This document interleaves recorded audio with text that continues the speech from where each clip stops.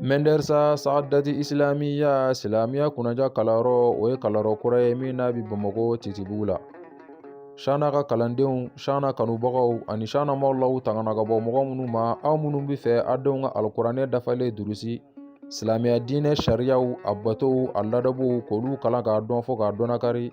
Kɛrɛnkɛrɛnma tɔrika Hamawiya Tijaniya Muhamɛdiya sariyaw, a batow, a ladabuw ka fara kasidaw kan k'olu kalan k'a dɔn fo k'a dɔnnakari.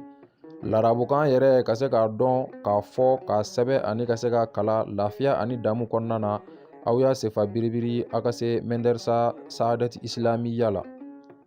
Aw minnu bɛ jamana kɔnɔ wala aw minnu bɛ jamana kɔ kan, a ka di aw ye aw denw tɔgɔ ka sɛbɛn ni kalanyɔrɔ in na, nka kamana gannen don k'a sabu kɛ jatigilako ye.